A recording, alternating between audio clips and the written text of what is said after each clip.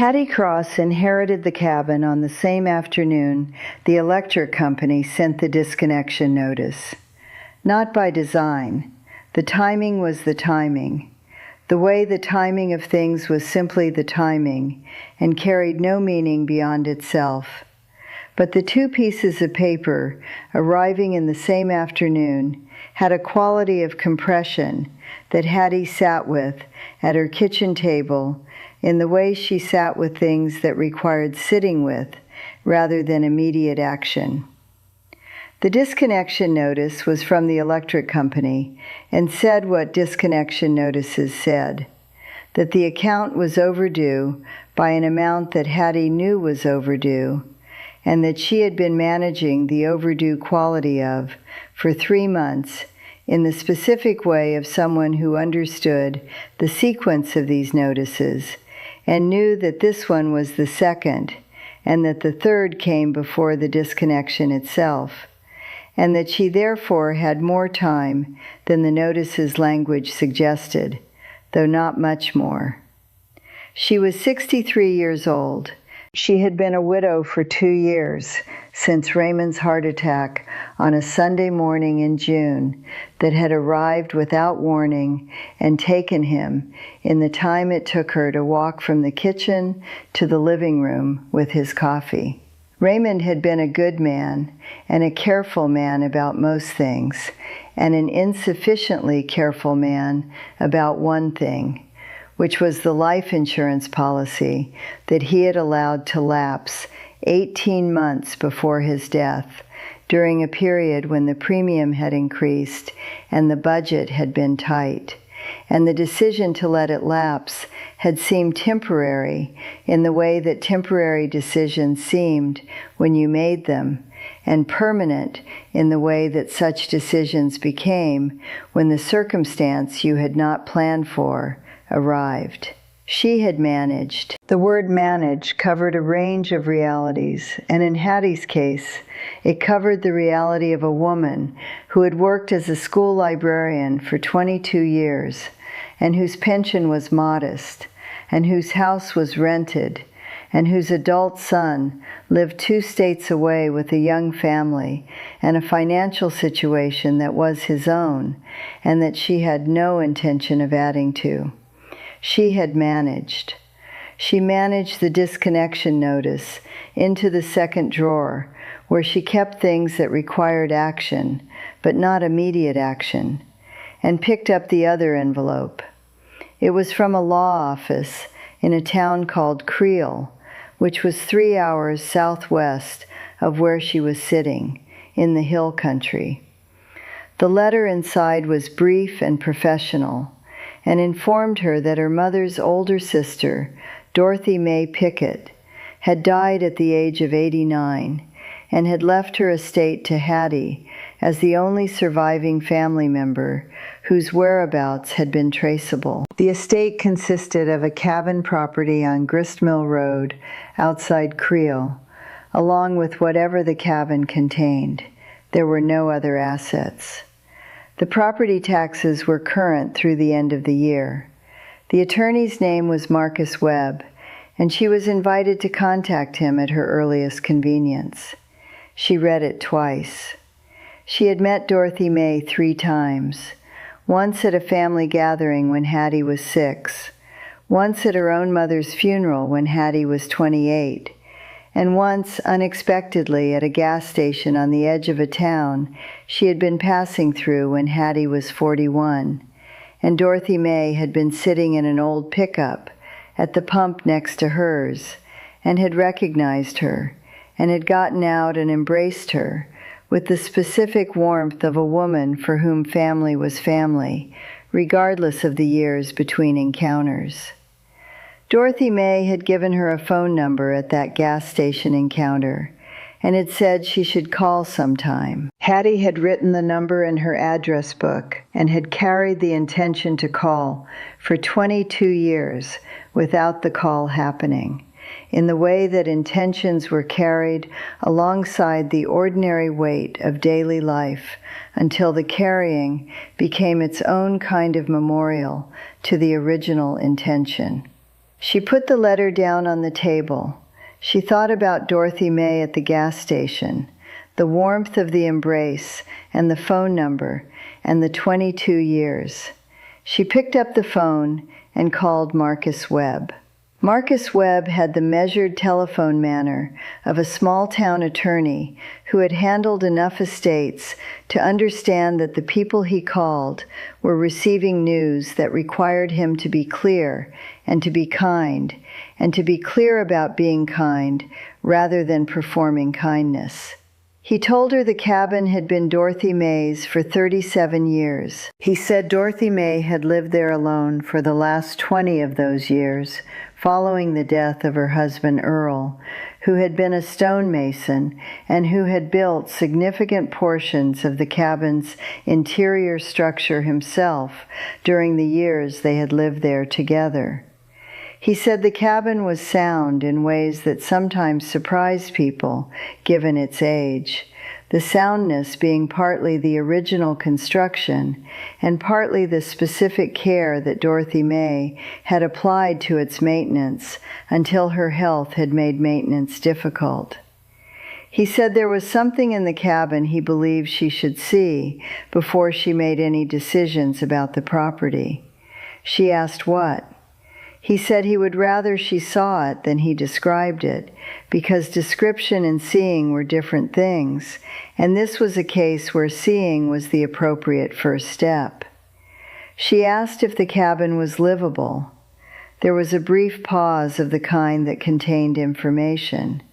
He said it would require work. He said the word work covered a range of things, and that some of what was required was immediate, and some was less urgent, but that the structure was sound, and the well was functional, and the wood-burning stove in the main room was intact and operational.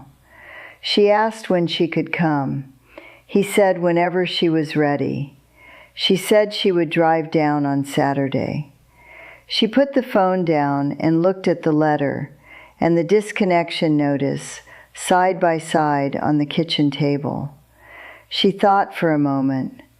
Then she pulled the disconnection notice out of the second drawer and moved it to the third drawer, which was where she kept things that could wait for a slightly longer time.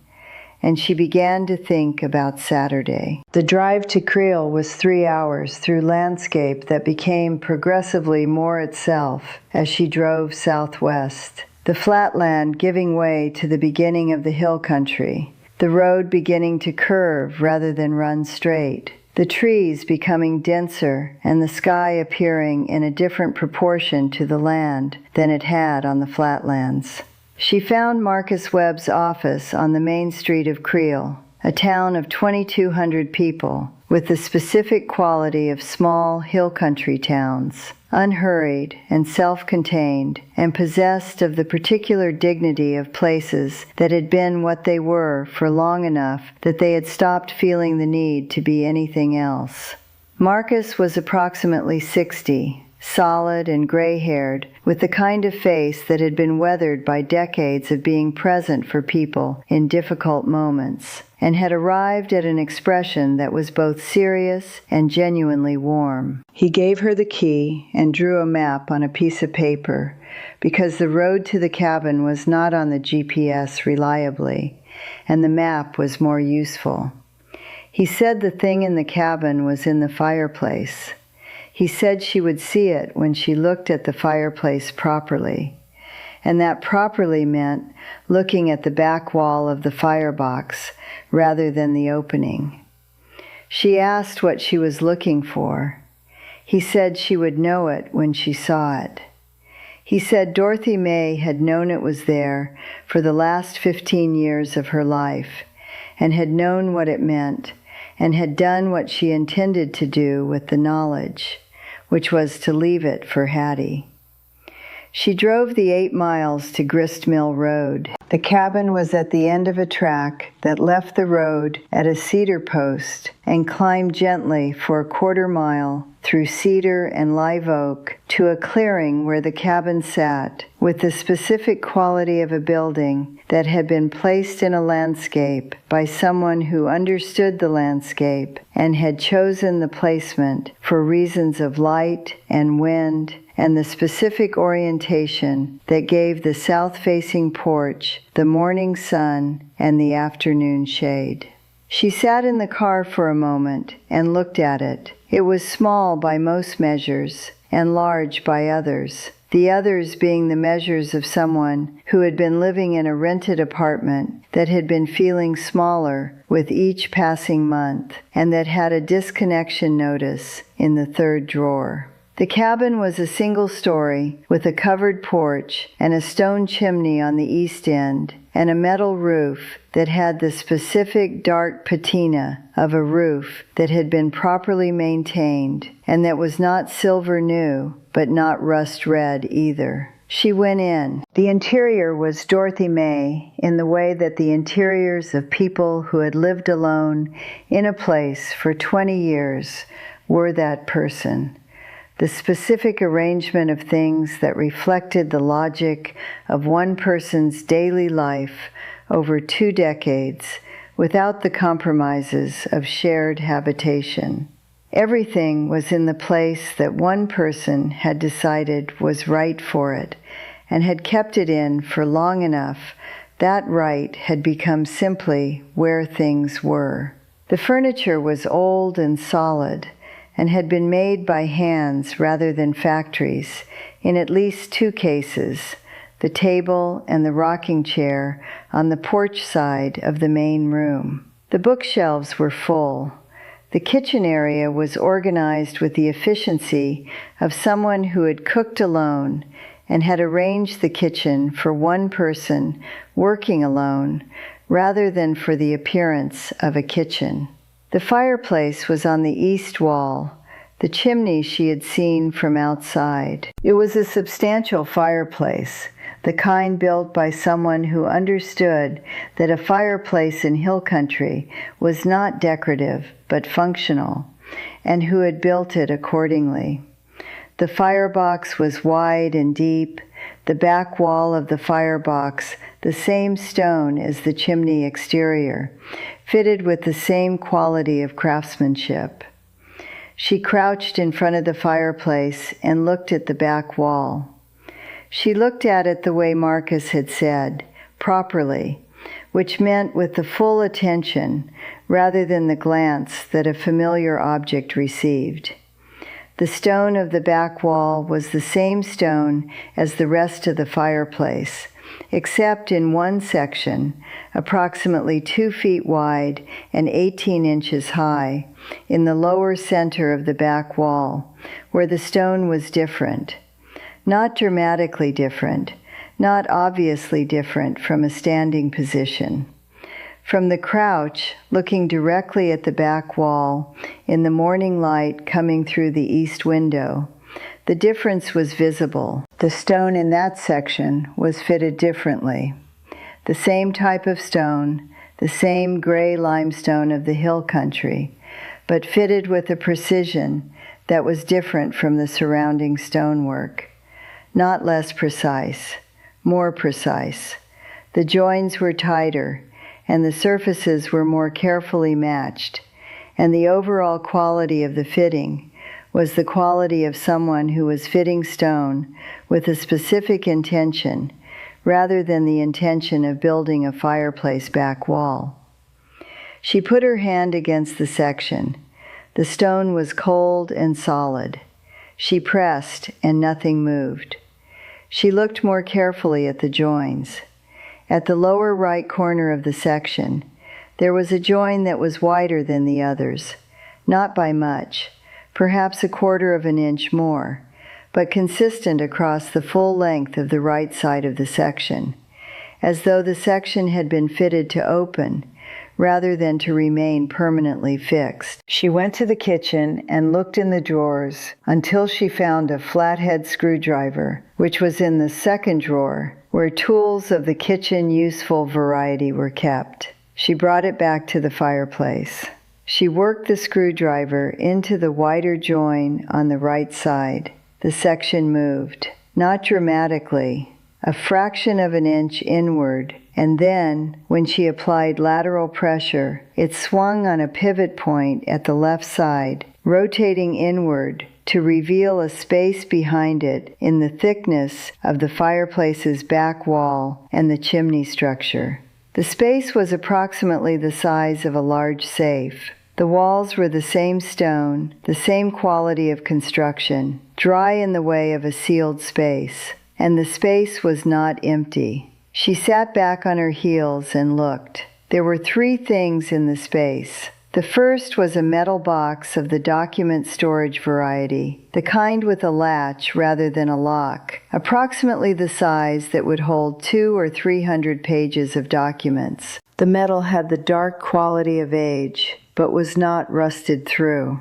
The second was a cloth-wrapped bundle that was roughly cylindrical, approximately the size and shape of a rolled document, tied with a piece of twine that had aged to the color of the cloth. The third was an envelope placed on top of the metal box, with Hattie written on the front in an old woman's handwriting. She took the envelope first. She read it standing in front of the open fireplace section, with the morning light behind her. Dorothy May had written in the specific handwriting of someone who had learned to write in an era when handwriting was taught as a skill, and who had maintained the skill throughout a long life. The letter was 4 pages and covered the 4 pages completely in the dense, careful script of someone who had a great deal to say and had organized what she had to say before she began. Dorothy May wrote that she had found the space behind the fireplace back wall in her 7th year of living in the cabin, when she had been cleaning the fireplace after a long winter and had noticed the wider join on the right side. She wrote that Earl had not built the section because the section was older than their ownership of the cabin, by what the materials and the construction techniques suggested was at least half a century, and that whoever had built it as a hiding place, with the specific intention of hiding something permanently.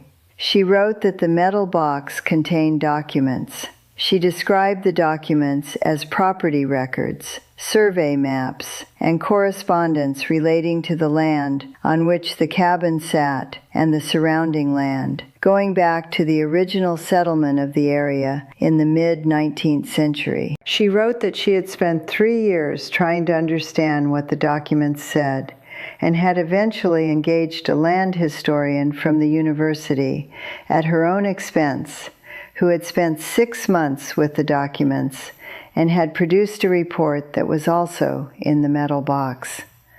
The land historian's report was the reason for the letter. Dorothy May wrote that the documents in the box established, according to the historian's analysis, that the original land grant for the cabin property and the surrounding area had been larger than the parcel currently registered in the county records, significantly larger. The land grant records in the box described an original allotment that was 4 times the size of the current registered parcel, the remainder of which had been separated from the original title through a series of transactions in the early 20th century that the historian had described as legally anomalous in ways she had declined to characterize more specifically in writing, but had discussed with Dorothy May in person. Dorothy May wrote that she had not pursued what the historian's report had described as potentially pursuable, because she was in her 70s when she had understood it fully, and because pursuing it required a legal process she did not have the energy or the resources for, and because she had believed, with the specific faith of a woman who had lived long enough to understand that things arrived in their own time, that the right person would come after her and would have what was needed to do what she had not been able to do. She wrote that she had been thinking about Hattie for 22 years. Not constantly, the way you thought about someone whose embrace at a gas station had the quality of a person you should have stayed in contact with, and whose phone number you had left in your address book for 22 years. She wrote that the cylindrical bundle contained the original survey maps from the land grant, which the historian had said were the most significant items in the collection from an evidentiary perspective, and which Dorothy May had kept separate from the metal box for the same reason you kept the most important things separate, which was that separate was safer. She wrote that she was sorry she had never called. She wrote that she hoped what she was leaving was enough to make up for some of the time. Hattie sat down on the stone hearth with the letter in her hands. The morning light through the east window fell on the open section of the fireplace back wall, and the space behind it, and the metal box, and the cylindrical bundle. She thought about Raymond's life insurance lapsing, about the disconnection notice in the third drawer, about the school library job and 22 years and the pension that covered most things and not all things. She thought about Dorothy May at the gas station, the embrace, the phone number, 22 years of intention. She thought about an old woman in a hill country cabin, finding a wider join in a fireplace back wall, and spending 3 years trying to understand what was behind it, and eventually finding someone who could help her understand, and then waiting, because she was 70 and tired, and had said what she could say in a letter, and had trusted it to the envelope, and the envelope to the fireplace, and the fireplace to whoever came. She sat with the letter for a while longer. Then she stood up and went to the kitchen and found the kettle and found where Dorothy May had kept the tea, which was the third cabinet to the right of the cooker, which was where sensible people kept tea. And she put the kettle on the propane burner and waited for it to boil. She brought her tea to the table and sat down and opened the metal box. The land historian's report was on top. 42 pages, stapled, with a cover page that identified the author as Dr. Louise Chen of the university's history department, and that was dated 8 years ago. Hattie read the executive summary. She read the first 20 pages. She put the report down and looked at the window. The hill country outside the window was the hill country of the original land grant. The cedar and the live oak and the specific quality of the limestone ground and the sky above it. 4 times the size of the current registered parcel. The surrounding land that had been separated from the original title in the early 20th century through transactions that Dr. Louise Chen had described as legally anomalous in ways she had declined to characterize more specifically in writing. Hattie thought about what legally anomalous meant in the language of a careful historian who had declined to characterize more specifically in writing. She thought about what it meant that Dorothy May had read this report 8 years ago and had believed that the right person would come. She picked up the cylindrical bundle and untied the twine and unrolled the survey maps. They were large, drawn on heavy paper that had been preserved by the sealed conditions behind the fireplace wall. The lines still clear and the annotations still readable in the careful drafting hand of a 19th century surveyor who had been recording what was there with the precision of someone who understood that what they were recording was the foundation of everything that would follow. The boundary lines of the original land grant were marked in a heavier line than the topographic detail, running through the landscape that was now a combination of registered parcels belonging to various owners, and that had once been the single continuous allotment that the grant described. She looked at the boundary lines. She thought about a land use attorney. She thought about what it cost to retain one and what she had in the checking account after the bills that were current and the bills that were in the second drawer and the bill that was in the third drawer. She thought about what it cost to not retain one. She went to the porch and sat in the rocking chair that Earl had made and looked at the hill country in the morning light. The cabin was hers. The metal box and the cylindrical bundle and Dr. Louise Chen's 42-page report were hers. The whiter join in the right side of the fireplace back wall, which had been waiting for someone to notice it for the better part of a century, was hers in the sense that she was the person who had noticed it this morning. She was 63 years old and had a disconnection notice in the third drawer and a kettle on a propane burner and tea in the third cabinet to the right of the cooker, and a letter from a woman who had thought about her for 22 years and had left her everything that needed to be left. She went back inside and poured more tea. She sat down with Dr. Louise Chen's report and started from the beginning. She read slowly and carefully, the way she had read things her entire career as a librarian, which was the way that produced understanding rather than the impression of understanding. And she took notes in the margin of the notebook she found in Dorothy May's desk, and which she decided Dorothy May would have approved of her using. She read until the afternoon light changed through the east window, and the cabin shifted from morning quality to afternoon quality, and the shadows moved across the floor in the way that shadows moved in a cabin in the hill country when the sun was on its way somewhere else. She closed the report. She looked at her notes. She thought about Marcus Webb saying there was something in the cabin she should see before she made any decisions. She thought about the way he had said she would know it when she saw it. She picked up her phone and called him. He answered on the second ring. She said she had seen it. He said he thought she might want to talk. She said she thought so too.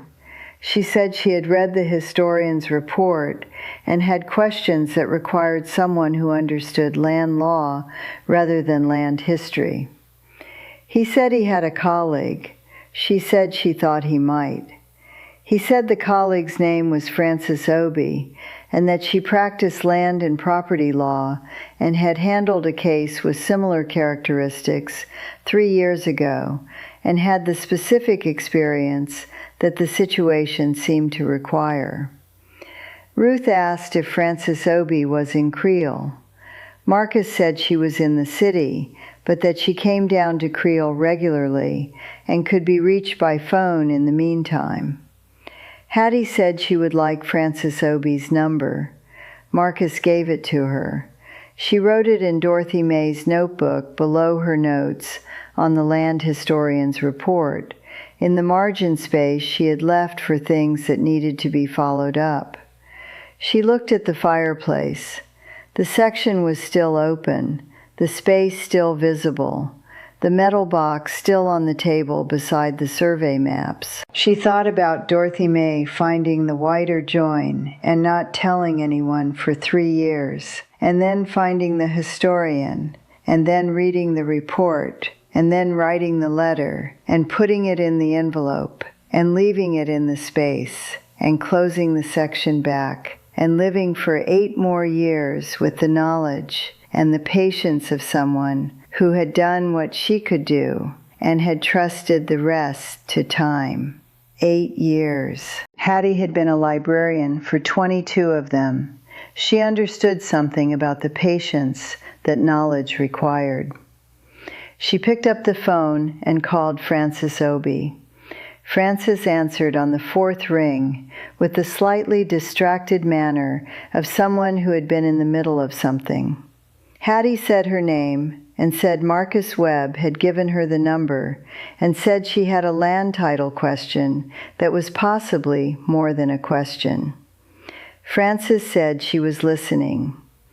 Hattie said she had a land historian's report and 41 original survey maps and a metal box of 19th century property records and a fireplace that had been keeping them since approximately 1920 and that she had found this morning. There was a pause. Frances said she was going to need to call her back in 10 minutes when she had her notes in front of her. Hattie said she would be here. She put the phone down and went to the porch and sat in the rocking chair and looked at the hill country in the late afternoon light.